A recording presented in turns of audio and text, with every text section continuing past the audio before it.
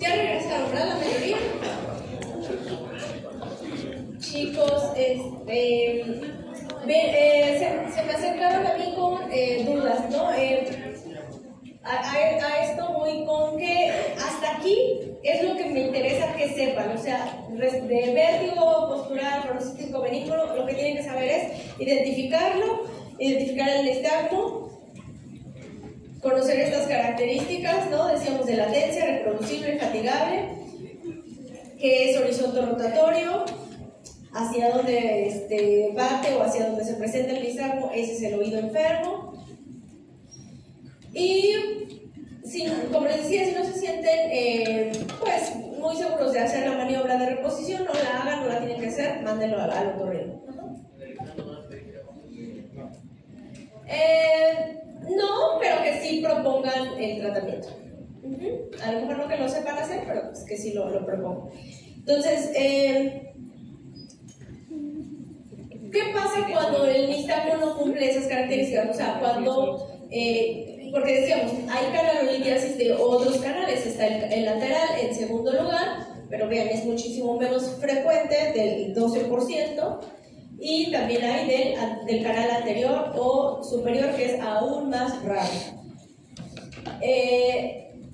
¿Cómo nos podemos dar cuenta? Bueno, el Dixwell-Pike yo estoy obligada siempre a hacerlo hacia los dos lados, ¿no? Acostar al paciente viendo a la derecha y acostar al paciente viendo a la izquierda. Si fuera posterior, solamente hacia un lado voy a tener nistagmo, ¿verdad?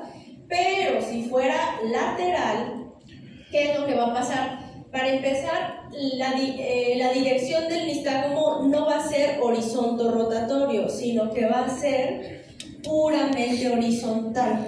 Aunque yo el paciente lo acueste, el paciente va a hacer esto, ¿verdad? Su ojito, el movimiento va a ser puramente en el plano transversal. No va a tener ese componente de torsión o rotación. Y dura muchísimo más, o sea, tarda mucho más en apagarse ese movimiento, ese nistagmo. Generalmente puede durar hasta 30-35 segundos. Se quita, lo sentamos al paciente, ahora lo giramos y lo sentamos viendo hacia el otro lado, lo acostamos, perdón, y otra vez tenemos nistagmo puramente horizontal, pero generalmente que ahora bate hacia ese lado, o sea, cuando lo acostamos a la derecha hace esto, cuando lo acostamos a la izquierda hace esto. Entonces, eso ya no cabe dentro de un diagnóstico de canalolitiasis posterior, eso ya es de una canalolitiasis de canal lateral. Entonces, cuando ustedes obtengan un nistagmo hacia los dos lados, pues entonces ya esto no es posterior. Aquí ya importa ver mucho también, como les decía uno de sus compañeros, si es geotrópico, o sea, si bate hacia el suelo, hacia el lugar hacia donde yo lo giré, o si bate hacia el cielo, le llamamos apogeotrópico o ageotrópico, si bate hacia arriba o lejos del suelo. Y también importa si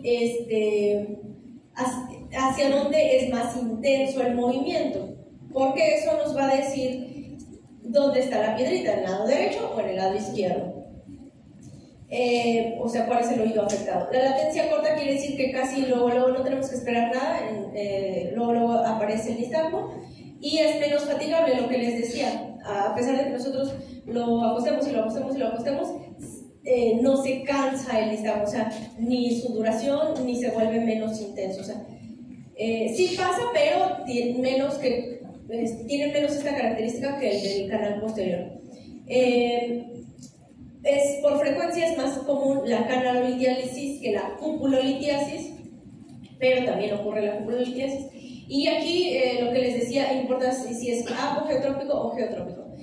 Ya no quiero enredarlos tanto con esto, pero esa sería la forma en la que ustedes sabrían que no es únicamente posterior, que no es posterior. Cuando hay nistagmo puramente horizontal hacia los dos lados, ¿verdad?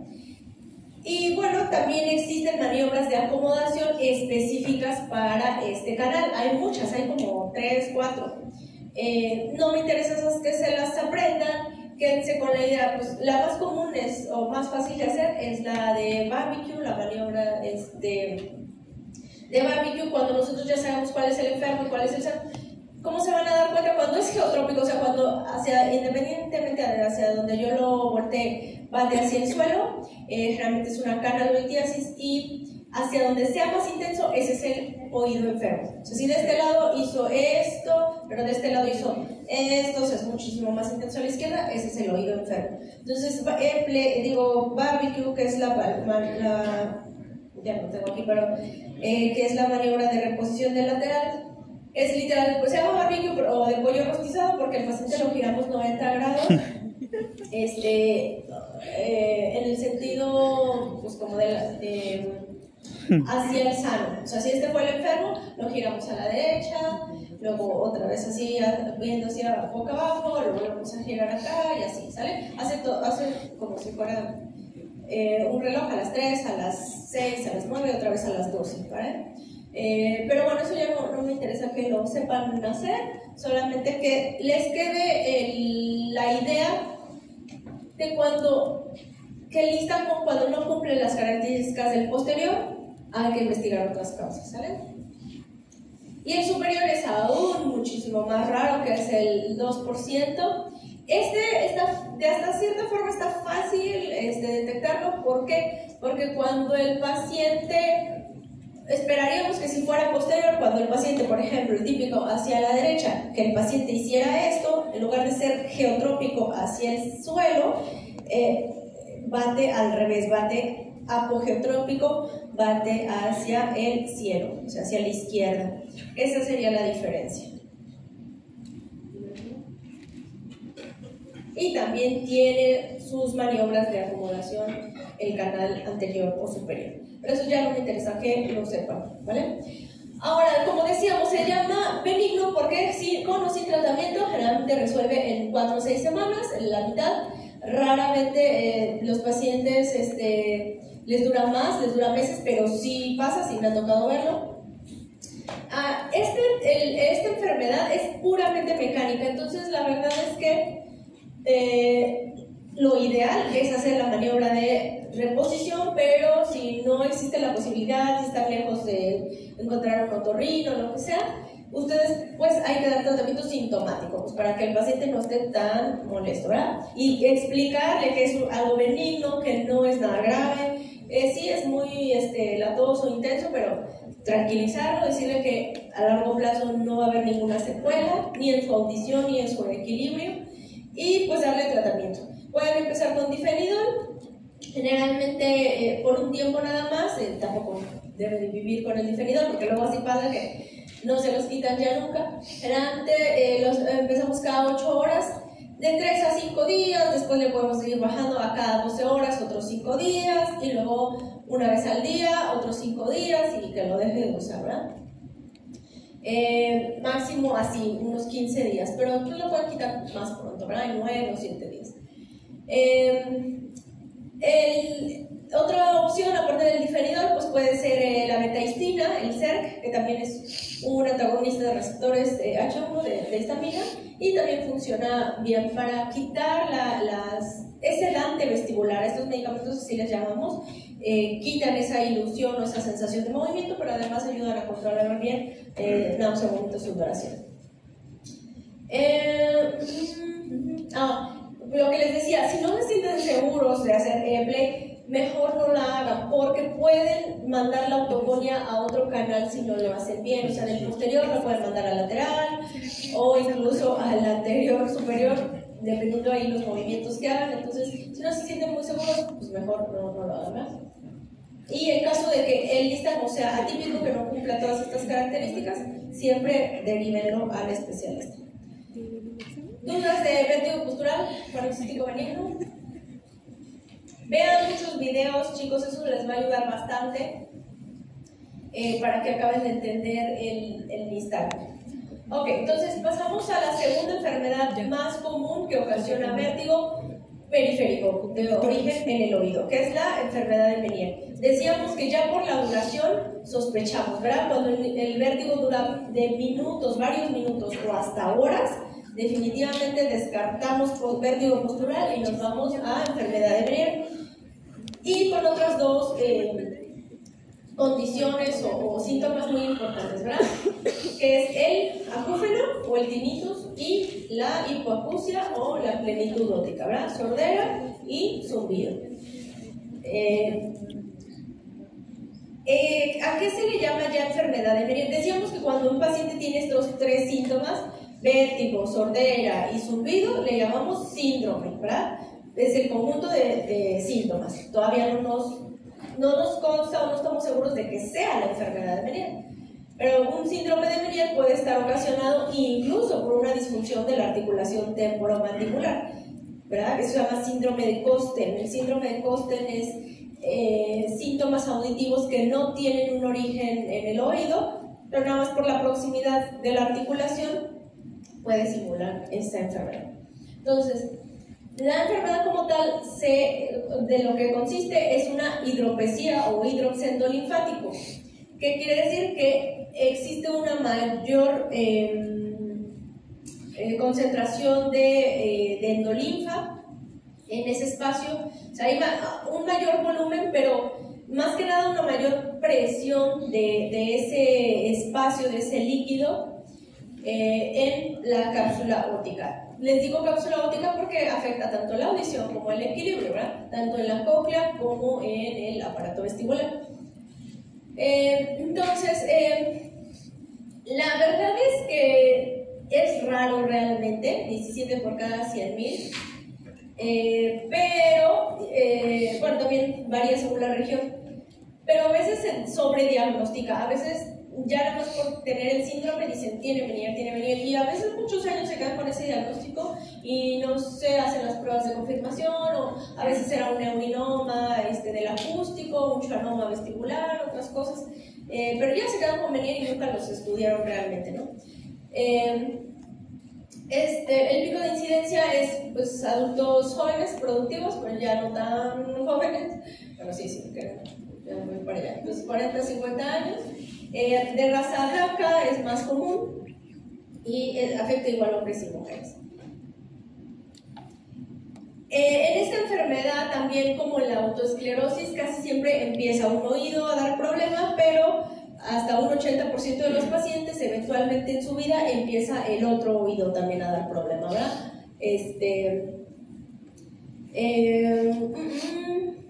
Bueno, aquí al revés, 80% es unilateral, es más común que sea bilateral en autoesclerosis, y solo 25% es bilateral en 2 años, un cuarto de la población.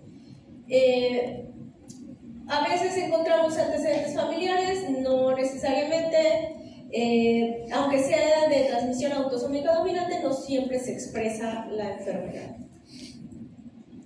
Entonces, no se sabe qué pasa, simplemente hay mayor producción de endolinfa y mayor presión en ese espacio, en un espacio que no es expandible porque es hueso, y eso empieza a dañar la función nerviosa de las células ciliares externas y de la estría vascular. Decíamos que son pues, los componentes del órgano de Corti.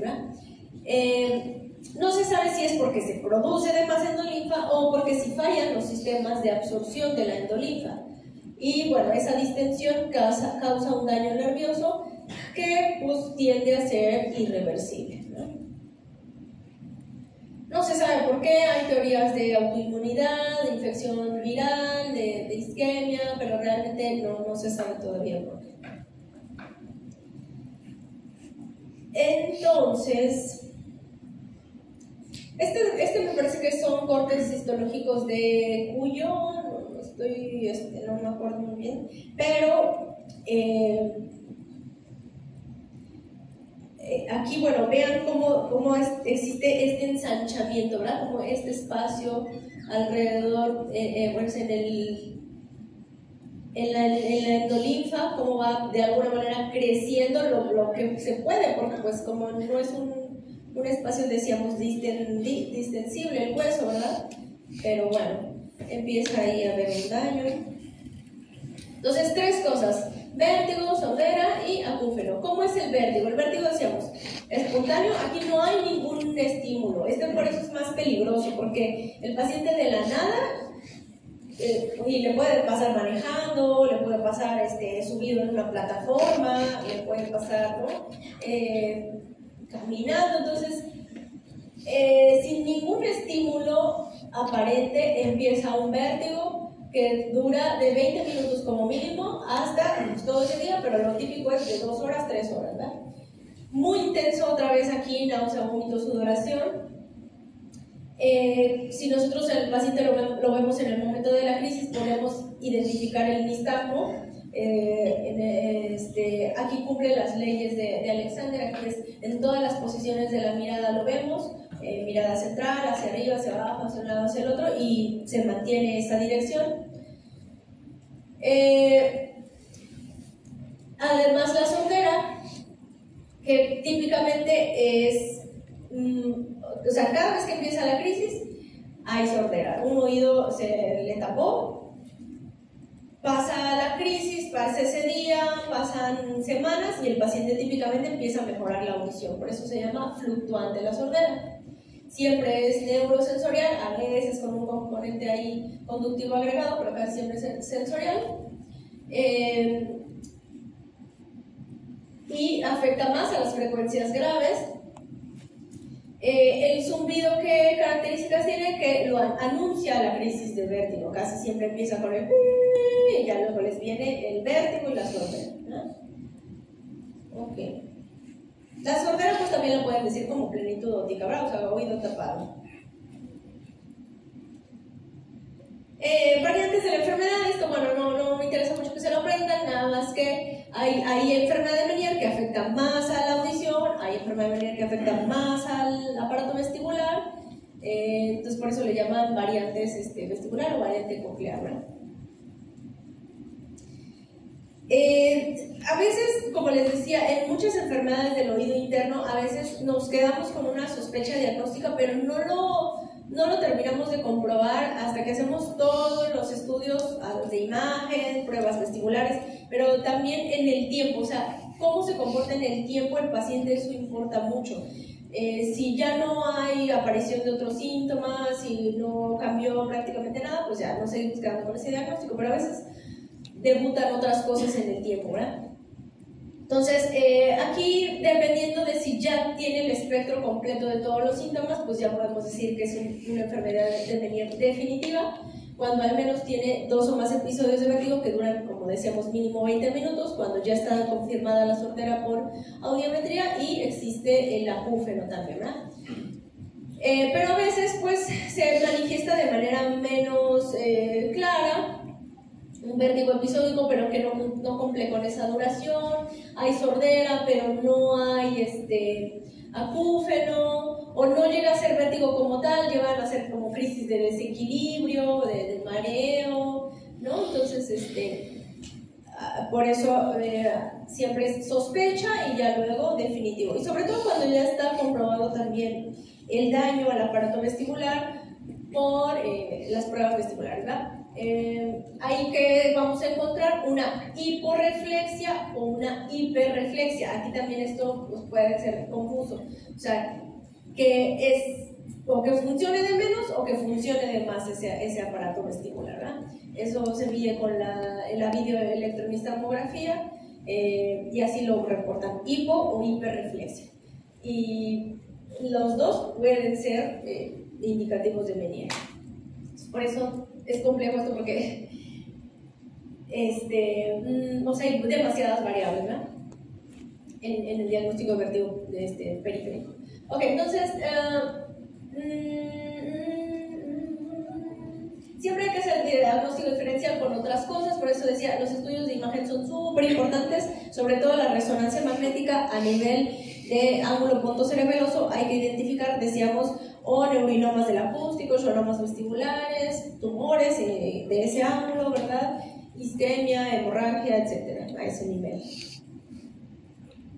Así se vería una audiometría típica de la enfermedad de Meniere, una sordera sensorial, este es el lado derecho afectado, sordera sensorial que predomina en las frecuencias graves, ¿verdad? Decíamos que antes de 1000 son frecuencias graves, después de 1000 son frecuencias agudas. Pero vean, el oído izquierdo está sano, ¿no? Dentro de los límites de lo normal. Ya dependiendo qué tan intensa sea la frecuencia de los episodios, qué tan intensos, la duración de los episodios, y sobre todo el perfil, ¿no? A qué se dedica el paciente. O sea, si el paciente trabaja en las alturas, si el paciente es chofer de tráiler, pues muy probablemente esto sea algo que lo incapacite para seguir haciendo su trabajo, ¿verdad? Decíamos, no hay algo que podamos hacer para, o sea, sí hay tratamiento de control, pero no hay algo que podamos saber cuándo me va a dar la crisis, ¿no? Entonces está difícil. Sin embargo, incluso se ha reportado una mejoría sin tratamiento hasta del 60-80% con el tiempo. Incluso en estudios clínicos donde se les dio placebo versus medicamento, el placebo también mejoró. Entonces, pues está raro, sigue siendo por eso una enfermedad enigmática, ¿verdad? Idiopática. Cuando hay crisis, vamos a dar, claro que sí, sedantes vestibulares. Desde a veces, como está tan intensa la crisis, esos son típicos pacientes que llegaron a urgencias, ¿verdad? No se esperaron a una cita con el otorrino, o sea, fueron directo porque ya no aguantan la náusea, el vómito, no pueden ni pararse, no quieren ni abrir los ojos porque pues todo el tiempo están listando, ¿no? Entonces, típicamente en urgencias, pues ya les aplican de manera intravenosa o intramuscular, difenidol, a veces hasta diazepam, antieméticos, metoclopramida, ondansetron, decíamos hasta diazepam, ¿no? Ansiolíticos. Una vez que está controlado un poco más de la crisis, ahora sí hay que dejar tratamiento de control o tratamiento preventivo. Hay que explicarle que la dieta hiposódica funciona, disminuir el consumo de sodio en la alimentación, los mantiene controlados. También podemos dejar diuréticos, ¿verdad? Del tipo sobre todo hidroclorotiazida o acetazolamida. Cuando los dejamos por mucho tiempo, nada más hay que estar pendientes del equilibrio hidroelectrolítico, o sea, hay que medirles electrolitos séricos cada 3 o 6 meses, ¿verdad? Y dentro de los frenadores o sedantes vestibulares que funcionan pues para prevenir o controlar la crisis a largo plazo, o corto, mediano plazo más bien, es la betaistina. O sea, la betaistina aquí o de manera oral funciona mejor que el difenidol para prevenir crisis, ¿verdad?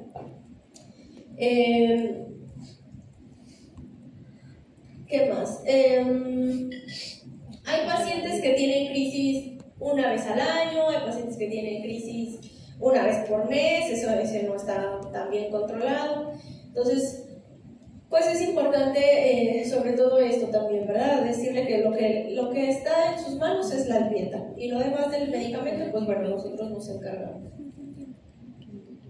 Cuando es demasiado incapacitante, cuando a pesar de la dieta, el tratamiento, el paciente no se controla, tiene crisis muy seguido y además ya hubo un daño a la audición, o sea, su audición ya está en sordera severa o incluso hasta sordera profunda, pues a veces ya no nos importa tanto rescatar la audición, sino que el paciente ya no esté teniendo crisis de vértigo y ni modo, tenemos que sacrificar función. A veces tenemos que inyectar directamente gentamicina, o sea, también intratimpánico, y ver dependiendo de la respuesta, ¿no? A veces una dosis es suficiente para que ya no siga teniendo vértigo, pero a veces tenemos que seguir inyectando. Entonces eso va matando las células de los dos, tanto coclear como vestibular. Entonces, pues es unas por otras, ¿no? O sea, ya no va a tener audición, pero ya no va a tener vértigo tampoco. Antes de llegar a la gentamicina, pues podemos tratar también con esteroides, con dexametasona, con metilprednisolona. Y sí no daña la audición, ¿no? No hay cambios aquí en la sordera.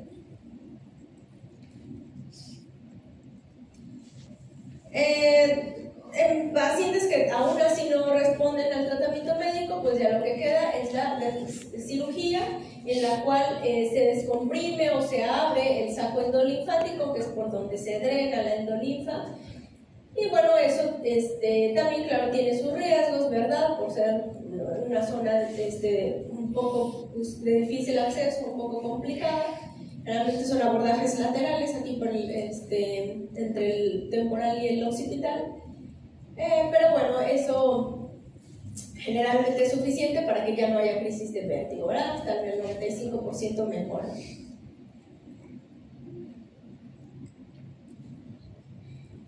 También se puede cortar literal o seccionar el nervio vestibular para que deje de mandar esa información y eventualmente va a haber mecanismos de compensación y el paciente recobra el equilibrio. Como ven, ahí le dejamos o ¿están cansados? Sobre todo yo estoy cansada de hablar también.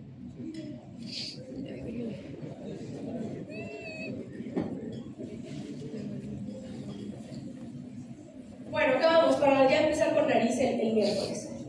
Entonces, neuritis vestibular, fácil también. Aquí el vértigo dura mucho, dura todo el día o varios días o hasta semanas. No hay síntomas cocleares, no hay hipoacusia, no hay acúfeno, solo hay mucho vértigo. Y también es espontáneo, aquí no hay un estímulo tampoco que lo provoque. ¿Qué pasa? Como su nombre lo dice, se cree que es una irritación más. Es mejor decir irritación que inflamación. Pero bueno, es una irritación del nervio vestibular, ¿verdad? ¿Por qué? Pues generalmente, bueno, la causa que se propone es una infección viral por virus herpes otra vez, previa, ¿no? Las últimas 2 o 3 semanas antes de que apareciera la crisis de vértigo. Es unilateral, casi siempre, ¿verdad? Pues más bien siempre. Sería rarísimo que al mismo tiempo tuviera bilateral. Lo que sí puede pasar es que le pase en algún momento de un lado y años después del otro, pero en el momento de la crisis es un solo nervio el afectado, el derecho o el izquierdo. Afecta por igual a hombres y mujeres, es más común en adultos jóvenes, entre 20 y 40 años. Como decíamos, a veces coincide con catarros que tuvieron anteriormente y se cree que pues, es una inflamación aguda o una irritación aguda del nervio que tiene una degeneración nerviosa, pero no es permanente. Entonces, el paciente literal de la nada empieza a sentir giros, vueltas, todo le da vueltas, mucha náusea, vómito, sudoración. Y es típicamente igual, se va a urgencias, ¿verdad? Porque no sabe qué está pasando, está muy asustado. Pero pues cuando uno le interroga, no hay sordera, no hay tinnitus. Paciente sano por lo demás, ¿no? Cuando al paciente lo exploramos, o desde que entra al consultorio o al servicio de urgencias, vemos que el paciente tiene laterofusión de la marcha, típicamente se va de lado hacia el oído que está enfermo. Sin embargo, cuando nosotros ya lo logramos sentar y nos puede abrir los ojos para revisarlo, vemos un nistagmo espontáneo que está batiendo siempre hacia el lado sano. Entonces, esto es bien importante que se lo aprendan, eso sí, no hay que aprendérselo para que sepan cuál es el nervio afectado. Camina, se va de lado hacia el enfermo, pero el nistagmo tiene dirección o bate hacia el sano. Y no importa, es constante en todas las posiciones de la mirada. Hacia donde él mire, el nistagmo sigue batiendo hacia el sano. Y es puramente horizontal. Aquí tampoco hay componente torsional o rotatorio. De todas maneras, siempre hay que investigar una exploración, o sea, completo oído, nariz, boca, pares craneales, función, ¿verdad? Cognitiva, verbal, todo eso hay que revisarlo siempre, ¿verdad? Aquí decíamos, como son pacientes que llegan con vértigo agudo a urgencias, importa hacer lo que aprendimos de la prueba de Hinds, ¿verdad? El Head Impulse Test. Típicamente aquí el Head Impulse Test va a tener una sacada correctiva hacia el oído que esté enfermo, o sea, el nervio que esté irritado.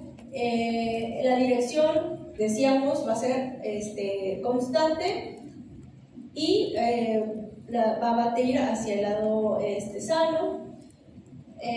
Cuando hagamos el SQ test va a salir negativo, ese no va a haber problema, ¿verdad? Entonces aquí es donde sirve también el HINS. Y ya, si el paciente lo tolera, pues bueno, después vamos a hacer videoelectronistomografía, pero eso en el contexto de un agudo no se hace, eso ya puede hacerse después, digamos a las 3 semanas incluso, cuando se quitó ya el síntoma vértigo, podemos hacer las pruebas vestibulares y a lo mejor podemos todavía ver alguna hiporreflexia del lado afectado, del lado enfermo, del nervio enfermo. Dime.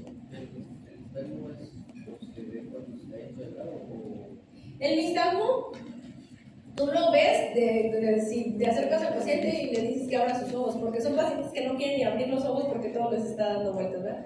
Y te digo, llegan cayéndose, o sea, llegan cargándolos o en silla de ruedas, vomitando, o sea, es algo muy dramático. Pero ya cuando tú te presentas, ¿verdad? Le dices que tranquilo, que necesitas revisarlo para saber qué está pasando, logran abrirte los ojos y ya estás viendo el nistagmo, ¿verdad? Puramente horizontal y bate al oído sano, aquí late al sano.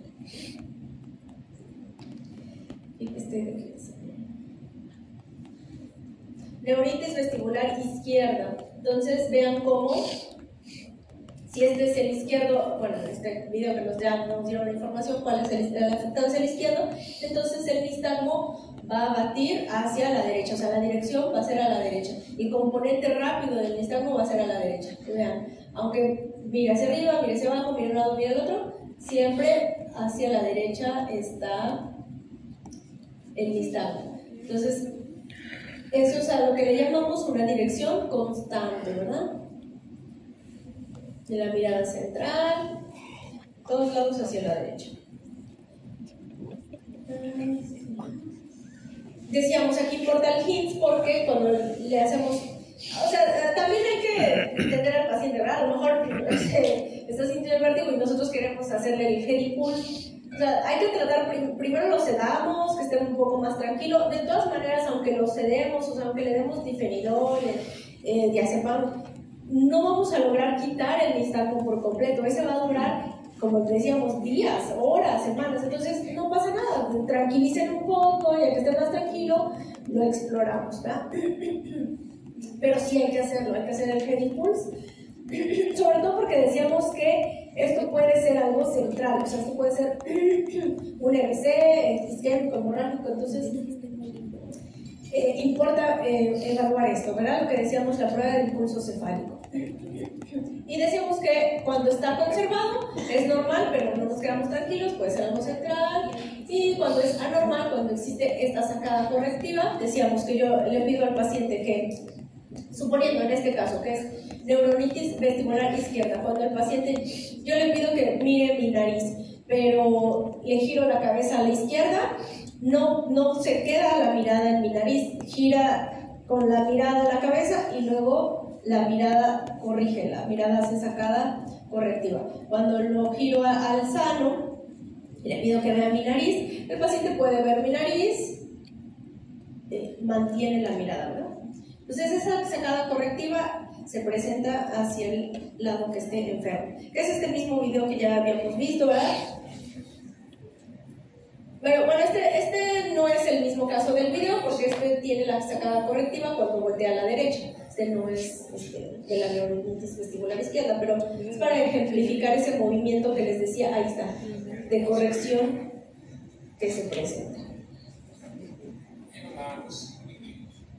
Ahí está. A la izquierda no pasó, a la izquierda no pasó, y ahí está, a la derecha. Entonces decíamos, hay que tranquilizarlo, hay que ponerle medicamento intravenoso para que deje de tener la ilusión de movimiento, la náusea, el vómito, a veces decíamos hasta diazepam, ¿verdad? Para que se tranquilice. Como esta en teoría es una inflamación del nervio, pues está justificado dejar antiinflamatorios esteroideos, dexametasona 8 miligramos hasta cada 8 horas, ¿verdad? Aparte de lo demás que es sintomático. ¿Qué más? Entonces, este video creo que no me lo soporta. Voy a intentar a ver si lo soporta la E42, pero es que este video es muy pesado. Este video es de una clase, bueno, es un congreso, pues, pero resume las causas más importantes de vértigo, tanto de origen vestibular como de origen central. Vienen casos clínicos, está padre, pero no sé si me lo soporta la E42. Lo voy a intentar. Ya a mí me dijeron que en realidad no están las clases. Hoy no me comprometo para subirlas hoy a todos, a los dos grupos, porque están los nombres del tema, pero no está la diapositiva. Es que les digo que me cambiaron todo, pero bueno. Entonces, el miércoles empezamos ya con nariz. Lean si les surgen dudas de oído, pues para que las resolvamos.